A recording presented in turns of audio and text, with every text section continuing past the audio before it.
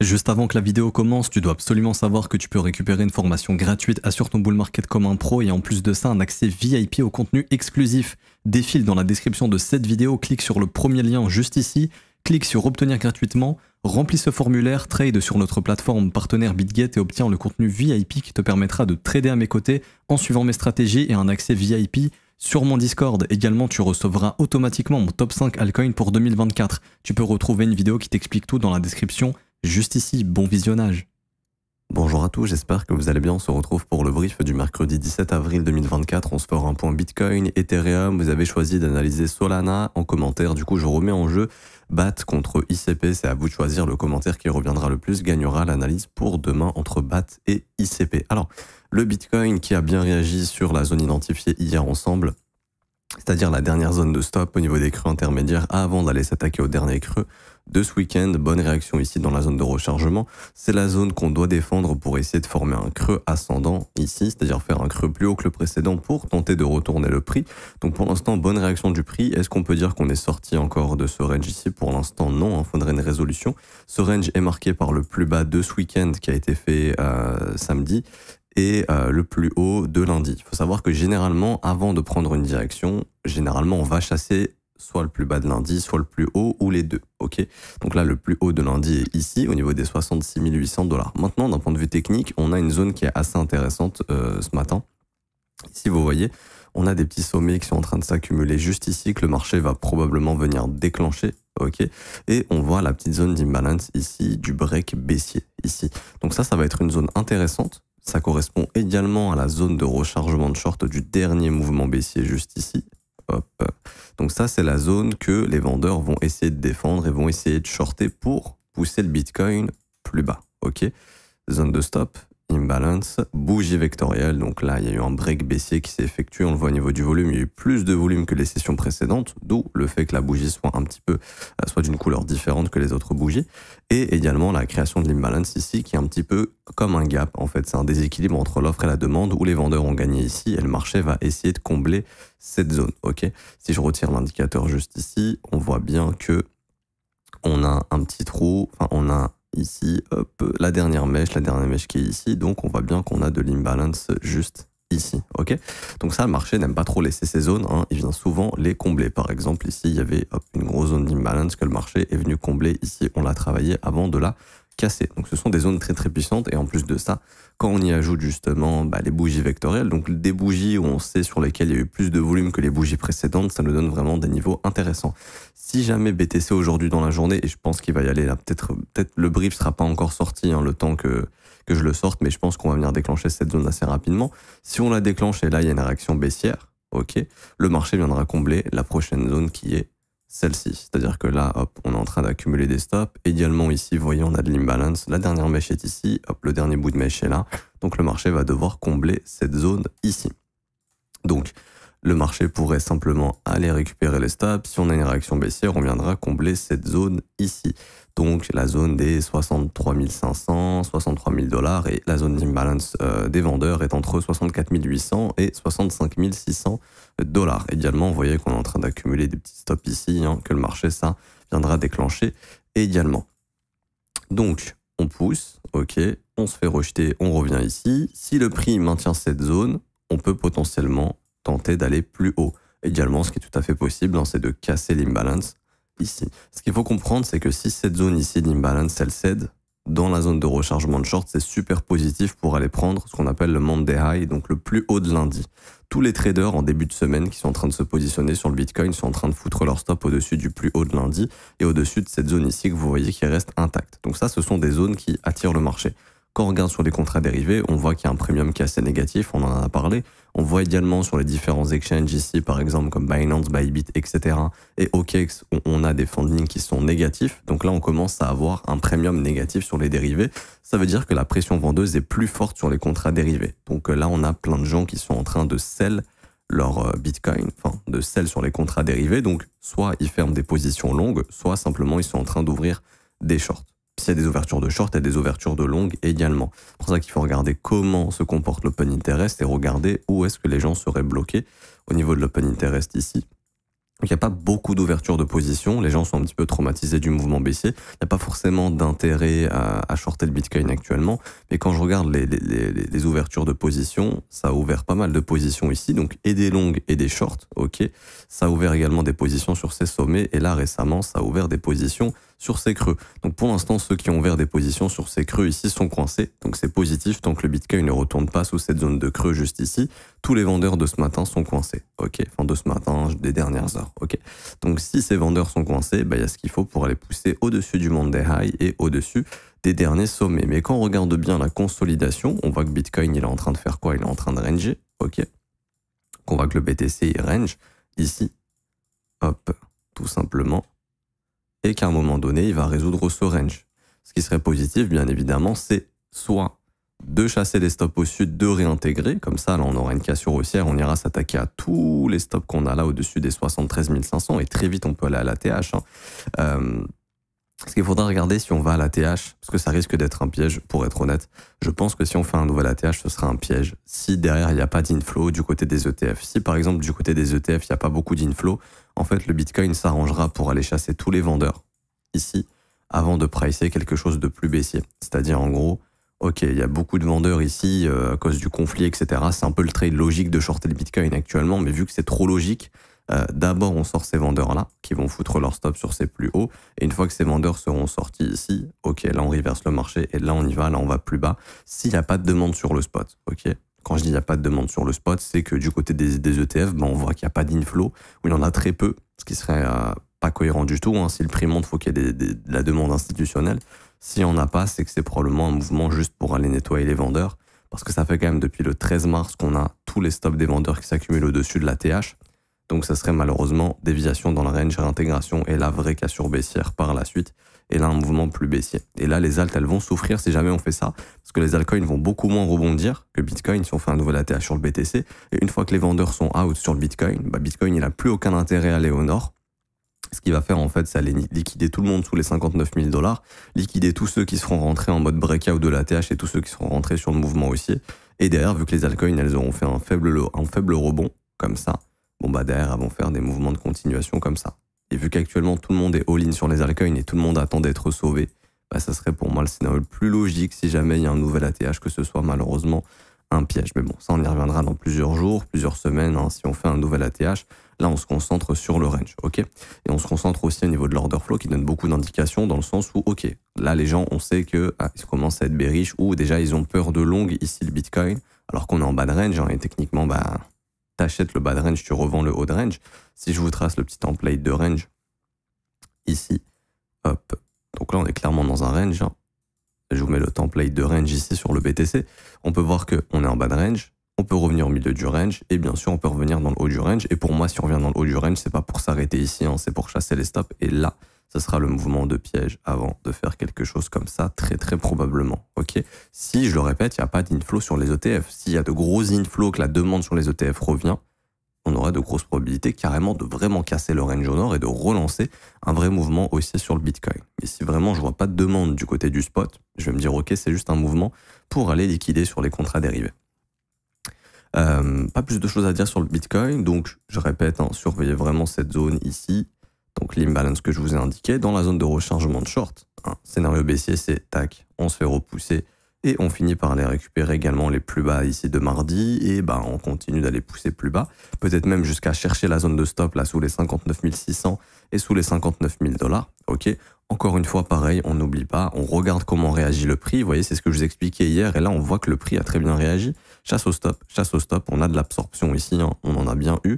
Donc, on a des vendeurs qui sont bloqués ici. Il y a tout ce qu'il faut pour aller chasser ces vendeurs au moins au-dessus des 64 800. Donc là, on a 64 200. Et si cette zone, elle casse, pour moi, on ira chasser le Monday High au-dessus des 66 800. Et après, il y a aussi une zone de stop complètement évidente, là, où on a deux sommets au même endroit à 68 000 $. Donc pour moi, si on accepte ici, on peut chasser facilement 67 000 et puis carrément chasser également facilement 68 000 $ et retrouver un BTC qui viendra tout simplement, si je regarde en H4 ici, hop, venir pourquoi pas combler l'imbalance H4 qu'on a ici, donc entre 69 000 et 68 000 $ grâce à tous les vendeurs qu'on est en train d'absorber ici. Ce qu'on voit pour l'instant, c'est qu'il n'y a plus trop d'inflow sur les ETF. Donc ça montre que pour l'instant, les institutions, il n'y a pas beaucoup de demandes en Bitcoin pour l'instant. Donc voilà, ça on verra si la situation évolue. Mais toujours, je fonctionne étape par étape. J'identifie les zones pour moi les plus importantes. Comment réagit le prix dans ces zones? Donc hier, par exemple, ici, très bonne réaction. Donc on peut aller plus haut. Si on réagit très bien ici, on pourra aller plus haut tout simplement. Si on réagit mal, à ce moment-là, au minimum, on vient ici. Et si ça tient pas, je m'attends à ce que le plus bas de mardi soit chassé. Ok. Pas plus de choses à dire pour le BTC. Maintenant, concernant Ethereum, on peut checker aussi rapidement. Je voulais prendre ici ce contrat-là. Alors, Ethereum, on a méché les 61,8 ici. On a créé une zone de stop évidente sous 2977 $. Mais il y a une zone de stop évidente qui est en train de se former sur Ether. Pour moi, c'est juste au-dessus de ce sommet. Donc, si Bitcoin va chasser la zone que je vous ai indiquée, Ethereum ira aussi chasser facilement les 3180 $. On a également le plus haut de lundi qui est juste ici. Et donc là, on commence à accumuler des zones de liquidité assez importantes. Donc, les sommets ici qui sont restés intacts, le plus haut de lundi juste ici. Donc, pour moi, si le Ethereum accepte au-dessus des 3180 $, je pense qu'on ira facilement chasser au-dessus des 3300. Et en fait, Ethereum suit beaucoup ce que fait Bitcoin. Maintenant, il laisse beaucoup de zones de stop au sud, donc il pourra quand même aller récupérer tôt ou tard. Et ça dépendra beaucoup de ce que fait BTC. Si BTC est en train de nous faire justement un retour dans le haut du range, voire un nouvel ATH pour chasser tous les vendeurs depuis le 13 mars, à ce moment-là, il y aura probablement un Ethereum qui, lui, viendra au-dessus des 3800 $ sans trop de problèmes. Mais bon, on n'y est pas encore, bien évidemment. Ce qui serait positif, vous voyez, on a notre creux ici, on a notre sommet ici, ce serait simplement de former le W bottom et de ne pas réintégrer. Si malheureusement, ici, sur Bitcoin, c'est la même chose, si on fait le W bottom et qu'ensuite on réintègre, là, ce serait pas du tout bullish. Et là, attendez-vous à ce qu'on ait une seconde jambe baissière qui vienne récupérer tout ce qu'on a accumulé sous les 2800 $. Et en fait, ce sera un mouvement de continuation baissier. Exactement ce qu'on a fait ici, malheureusement, en daily. Là, en fait, hop, on est venu récupérer les stops. Création de sommet descendant ici. Continuation baissière. Ça serait exactement la même chose ici. Donc là, en daily, on voit bien. Mais là, on a cette zone de stop là qui est en train de se former. Hop, le prix forme le W bottom, se fait rejeter dans l'imbalance, on réintègre, et là il y a ce qu'il faut pour faire une nouvelle jambe baissière. Et donc si on fait une nouvelle jambe baissière, on cassera le premier arrêt, et en cas de cassure du premier arrêt, le prochain objectif, ce serait retracement de moitié vers les 2480 $, et ça correspond à une zone plutôt intéressante, c'est cette ancienne résistance devenue support dans ces zones d'imbalance juste ici, sur un retracement de moitié. Donc voilà, pas plus de choses à dire pour Ethereum. Pour moi, il faudra vraiment surveiller si le prix peut s'installer au-dessus du dernier sommet, au-dessus du Monday High en fait, parce que si simplement on le chasse et qu'on le réintègre, c'est vraiment pas bon. C'est-à-dire qu'on a chassé les traders de début de semaine pour reprendre un mouvement baissier. Encore pire si ça se fait pendant une session US, ça c'est vraiment pas bon non plus. Donc voilà, pas plus de choses à dire pour ETH. On peut finir avec du coup le Solana ici. Alors Solana, première chose, on regarde où est-ce que le prix s'est arrêté sur ce rallye haussier. Je prends mon FIB du plus bas jusqu'au plus haut. Hop, je regarde où est-ce qu'on était. Zone de rechargement de short, on en parle à chaque fois, mais s'il y a bien une zone dans laquelle il faut prendre des bénéfices en bull run, c'est la zone de rechargement de short, parce que si le marché casse pas cette zone, on peut se faire rejeter et surtout on peut ne pas faire d'ATH. Après, je pense que Solana fera un ATH très très probablement, mais pour l'instant c'est pas encore le cas. Donc rejet, également on avait identifié, je m'en souviens, la dernière zone de stop au-dessus des 204 $. Ici c'était la dernière zone de stop à prendre avant d'aller chercher l'ATH si on s'installait au-dessus. Malheureusement on n'a pas réussi à s'y installer, donc rejet du prix. Également ce qu'on voit c'est une pattern de retournement baissière. Je sais pas si j'ai l'indicateur ici. Oui, notre indicateur nous a mis un petit triangle juste ici, où justement on voit que la pattern de retournement s'est confirmée. Je retire l'indicateur, je vous montre rapidement comment on confirme tout ça. Donc on identifie la bougie la plus haute, elle est là, ok. On identifie la cassure de cette bougie, donc son plus bas, ok. On a eu la cassure, donc là on a tous les acheteurs d'ici, de ce range qui sont coincés pour l'instant, et faudrait idéalement que ces acheteurs soient débloqués. Là, tous les gars qui ont acheté du Solana ici sont bloqués, donc ça c'est ce qui peut créer de la pression vendeuse tant qu'on réintègre pas ce range ici. Bon, pas très bonne nouvelle. On voit également ici que ça a beaucoup distribué. Il y a des algos qui ont vendu énormément ici, on le voit, 1, 2, 3, 4 bougies qui clôturent au même endroit. Il y a quelqu'un qui vendait massivement le niveau des 202 $, donc des algos qui distribuaient en fait leur position. Et là, on voit la réaction baissière. Alors, on a cassé également le dernier morceau d'imbalance en weekly ici. c'est pas très positif. Pour moi, ce qui peut sauver Ethereum, c'est son premier arrêt. Ce qui peut sauver Solana, pardon, c'est son premier arrêt. Vous connaissez la règle. Tant que les 0,382 sont maintenus, on a de grandes chances de faire un nouveau sommet.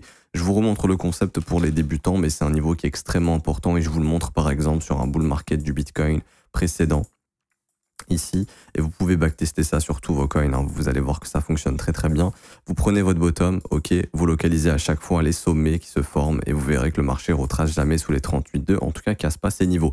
Ici, vous voyez 0,382 parfaitement maintenu et la règle, c'est tant que les 0,382 sont maintenus, on va faire un nouvel ATH. Alors, au moins un nouveau sommet dans la tendance. Donc ici, hop, on fait un nouveau sommet, on a une nouvelle correction, on regarde où ça s'arrête, 0,382, on continue, je reprends mon fib, donc toujours on le laisse du plus bas jusqu'au plus haut, hein. Je reprends mon fib, on s'arrête à 0,382, on continue, vraiment c'est un niveau qui est extrêmement important pour le marché. Ça c'est un concept utilisé par des traders du CME pour ceux qui se demandent. Ici on voit, hop, le premier arrêt est parfaitement maintenu à nouveau, 0,382, je continue, je pousse jusqu'au sommet, correction à nouveau, 0,382 c'est maintenu, on continue, je pousse jusqu'ici, est-ce qu'on a cassé 38,2? Non, donc le marché objectif faire un nouveau sommet. Hop, on continue. 0,382, est-ce que c'est sauté pour l'instant? Non. Rebond, ah, malheureusement, ici, ça cède. Fin de bull run pour le Bitcoin. Ok. Donc, c'est un niveau qui est extrêmement important. Par exemple, le Bitcoin, si on prend à ce cycle, ici, vous prenez le plus bas, hop, vous prenez le plus haut, 38,2, est-ce que ça a cassé? Non. Direction nouveau sommet, 38,2, est-ce que ça a cassé? Non. Direction nouveau sommet. On a une correction ici, est-ce que 38,2, ça a cassé? Non. Direction nouveau sommet. Par exemple, sur le Bitcoin actuellement, 38,2, c'est aux environs des 51 000 $. Hein. Donc en théorie, le Bitcoin peut toujours faire de nouveaux ATH sans problème. Je reviens sur Solana juste ici. Et du coup, 38,2, ben, on est en plein dessus. Ok. Par exemple, la précédente correction, si je vous prends le premier arrêt, on voit qu'on est venu le tester parfaitement. 38,2, bam, continuation haussière. Ok. Maintenant, c'est pour ça que Solana doit absolument maintenir ce 38,2 ici. Donc là, je passe en daily, mais on doit absolument développer un bottom, c'est-à-dire ici, idéalement, voir un W bottom qui se forme, réintégrer le range, que ça serait super positif pour repartir dans un mouvement haussier sur Solana. Et cette fois-ci, pourquoi pas aller casser la TH à 260 $. Malheureusement, si Solana n'arrive pas à maintenir son premier arrêt, imaginons que ce premier arrêt cède ici, et donc là, je vois immédiatement qu'on a un range qui s'est formé, avec cette bougie et cette bougie, faire une clôture en daily au-dessus des 155 $, ce serait positif. Ici, encore mieux si on casse l'imbalance à 170 pour aller faire un nouveau sommet ici sur Solana. Ok. En revanche, si Solana, malheureusement, bah là, cette résolution, ce range qu'on est en train de former casse au sud, on aura donc la cassure du premier arrêt. Et à ce moment-là, quand je passe en weekly, je vois aucune zone avant. Et malheureusement, le lot ici des 78 $ dans la zone de rechargement. Je sais que ça peut faire peur, mais ce sera la prochaine zone à essayer de déclencher sur Solana. Il y a un deal actuellement qu'on a eu, donc tout ce qui a été holdé par FTX a été vendu en deal OTC et ce deal a été fait à 67 $ par Solana. Donc on sait qu'il y a de grosses probabilités, non pas que le Solana revienne à 67 $, ok, mais que le prix ne s'installe pas sous ce deal OTC ici. Ok, ça va être une zone à défendre pour ces grosses institutions ici qui ont acheté le deal Solana à 67 $. C'est en zone de rechargement, c'est pas anodin s'ils se sont accordés sur ce prix, c'est une très bonne zone pour acheter si jamais. Et c'est aussi une zone peu probable dans laquelle Solana pourrait s'installer à mon avis. Donc par exemple, si le premier arrêt cède ici, on pourrait très bien avoir un nettoyage du dernier creux qui est la prochaine zone de liquidité importante sous les 78 $, ok, et ensuite qu'on puisse former simplement un bottom autour du prix OTC, puisque là, ces institutions qui ont acheté massivement du Solana, et encore, ils sont loqués pendant plusieurs années. Enfin, en fait, ils vont pouvoir les débloquer peu à peu pour les vendre. Ils peuvent pas juste tout avoir acheté ici à 67 et vendre instantanément. Ça n'existe pas. Ils peuvent vendre une petite partie tous les mois ou peut-être tous les trimestres. Mais grosso modo, ils ont aucun intérêt à vendre du Solana sous les 67. Donc déjà, on sait que tous ces Solana qui ont été achetés seront probablement pas vendus sous les 67 $. Donc d'un rapport offre-demande, bah, imaginons que là, l'offre, elle soit hyper importante parce que tous les gros qui ont investi, qui ont accumulé du Solana ici sont en train de vendre, bah on peut se dire ok c'est bon, maintenant il y a beaucoup d'offres et la demande à la ralentie, parce que la hype sur la Solana Chain, etc. c'est un peu calmé, donc là on est peut-être dans un environnement comme ça, mais plus on va se rapprocher des 67 $ ici, plus l'offre va diminuer, ok, et plus l'offre peut augmenter, puisqu'il y a d'autres institutions qui vont se dire ok, bah autour des 67 $, il y a eu un gros deal OTC et on sait que c'est une zone intéressante à acheter. Et c'est ce qui pourrait par la suite réinverser le marché. Ok. Donc surveillez bien 38,2 sur Solana. Donc si ça casse, c'est pas très positif, hein. On aura un retracement plus profond dans la zone de rechargement. Et comme je disais, franchement, d'un point de vue lecture de prix, je vois aucune zone sincèrement intéressante. J'en vois une en daily autour des 90$, mais pour moi, c'est pas suffisant pour tenir. Et je pense que le marché ira nettoyer le lot ici des 78$ tout simplement pour former un bottom, grosso modo, vers ces zones de prix, hein, donc entre 55 et du coup 77$. Ok. Donc voilà, on surveille bien le premier arrêt. Pour l'instant, ça se maintient, c'est cool. On voit que Solana, là, il n'y a pas eu il n'y a pas trop de clôture sous les 138, donc là je pense qu'il y a des algorithmes qui sont en train d'acheter, de défendre le prix ici. Quand on passe en H4, on pourrait potentiellement avoir le W bottom. Et pareil, ce qu'il faudra surveiller, c'est comme Bitcoin, c'est comme Ethereum, en Solana il est assez corrélé, c'est si jamais on a le W bottom qui se confirme ici, il faut surtout pas se faire rejeter dans l'imbalance du break baissier précédent, parce que si on fait ça, ça veut dire ok, on a formé un range, on a sorti les vendeurs ici, on retourne dans le range, il y a tout ce qu'il faut pour sortir les acheteurs et malheureusement faire un break baissier et faire une continuation baissière direction du coup les fameux 77$. Par contre, si on casse ici et qu'on réintègre pas, c'est hyper positif et là vous voyez tous ces sommets qui sont accumulés. Donc là en fait Solana il aura tout intérêt à aller liquider tous les vendeurs que vous voyez au-dessus de ces sommets, et je vous dirais même au-dessus du sommet ici des 210$, donc ce serait positif tout simplement. Vraiment, si on break et qu'on ne réintègre pas et qu'on arrive à breaker ce morceau d'imbalance ici, franchement là il y a de quoi pousser et aller faire un nouvel ATH, enfin un nouveau sommet, pas forcément un nouvel ATH, mais nouveau sommet sur le sol. Je m'arrête ici, j'espère que ça vous aura plu. Si c'est le cas, n'hésitez pas à laisser un petit pouce bleu, vous abonner si ce n'est pas déjà fait. J'avais oublié mais également ce qui peut se former bien sûr, hein. Ici, moi je parle de résolution du range, mais on peut très bien avoir une cassure baissière du range, c'est pas impossible. Ce qui serait positif, c'est la même chose, c'est-à-dire on fait un fake out, on réintègre et là on va vraiment casser dans l'autre sens. Ça c'est un scénario qui est possible. Ce qui est possible, c'est de casser le range. Donc c'est pour ça que ici, encore une fois, on n'a pas de boule de cristal. Le trading, c'est pas dire oui, moi je sais ce qui va se passer. Non, je sais qu'il y a un niveau extrêmement important ici, c'est les 38,2. Ça, c'est un niveau qui peut m'indiquer si on peut faire un nouveau sommet ou non. Tant qu'il est maintenu, je peux spéculer sur un nouveau sommet. Maintenant, j'attends la résolution de mon range et le comportement du prix. Je peux avoir une résolution baissière, mais avec une réintégration. Ça, c'est un signal d'achat, avec une invalidation au niveau du dernier creux. Donc pour ceux qui n'auraient pas compris, parce que c'est vrai que j'explique pas forcément les idées de trade derrière, je regarde ça plutôt dans l'école, mais grosso modo, déviation, réintégration, ça c'est une idée de longue, ok, pour aller récupérer les stops dans l'autre sens, voire même garder son bac de Solana pour essayer de le revendre plus haut. Si c'est le cas inverse, c'est-à-dire que déviation, réintégration, ça offre un bon short sur la réintégration, stop au niveau du dernier sommet ou un peu plus haut pour ceux qui veulent se protéger, et pareil, on vise des objectifs baissiers, ok. Et si par exemple il y a une cassure, par exemple, haussière et qu'il y a un pullback, il est tout à fait possible d'essayer de long ici avec une invalidation tout simplement juste ici pour aller chercher les sommets.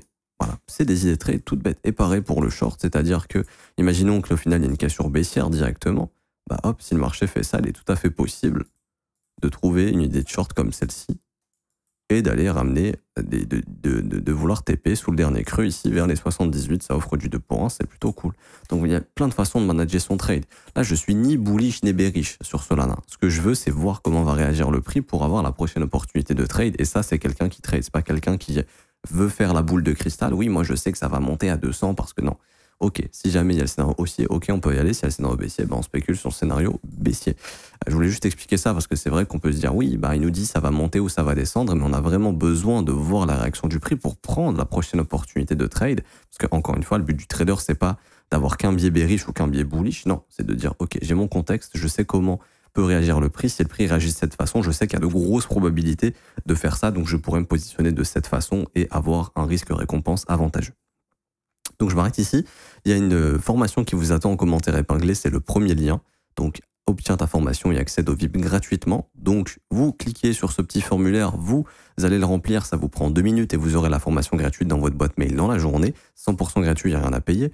En plus de ça, vous avez un accès au VIP. Si jamais vous tradez sur notre plateforme partenaire BitGet, je vous explique tout dans la deuxième vidéo. C'est 100% gratuit également, il n'y a rien à payer. Le VIP, c'est des vidéos exclusives, des market reviews. Là, je vais sortir bientôt une vidéo pour les VIP sur des bottom zones à identifier. Donc, on avait déjà identifié, ça c'était avec l'école, j'avais identifié justement tous les bottoms qu'on a eu actuellement sur les altcoins. Mais je pense qu'on peut avoir de futurs bottom zones potentiellement. On a déjà commencé ça hier, mais je vais également faire une petite vidéo pour les VIP. Et vous avez également des vidéos de formation qui ont déjà été tournées. Enfin, j'appelle ça vidéo de formation, mais c'est vraiment des concepts qu'on vous enseigne qui sont disponibles dans le Discord et il y a plein de contenus à venir. C'est 100% gratuit. Vous n'avez rien à payer pour rejoindre le VIP. Pour ceux qui veulent rejoindre l'école, cette fois-ci, c'est un abonnement qui est payant. C'est un suivi quotidien à mes côtés tous les jours. Donc là, on est en train d'identifier les zones de bottom justement sur les alts avec les élèves. Vous pouvez nous rejoindre. C'est le 4e lien en commentaire épinglé. Rejoindre l'école, école.le39zco.com. Vous cliquez sur ce lien, vous pouvez choisir votre abonnement. C'est sans engagement. Vous pouvez annuler le renouvellement quand vous le souhaitez. Vous avez les offres mensuelles, trimestrielles, semestrielles, annuelles. Vous avez les prix qui sont juste indiqués ici, TTC. Vous choisissez votre abonnement et vous aurez accès à l'école immédiatement. Et en plus de ça, vous avez accès à une formation de 19 heures qui vous apprend tout sur l'analyse technique, le order flow, l'analyse fondamentale, psychologie de marché, créer votre propre plan et développer votre profil de trader et aussi développer votre propre stratégie. Vous avez tout ça dans l'école. N'hésitez pas à nous rejoindre. Je vous mets tous les liens en commentaire épinglés. On se retrouve demain. Bonne journée à tous. Ciao, ciao.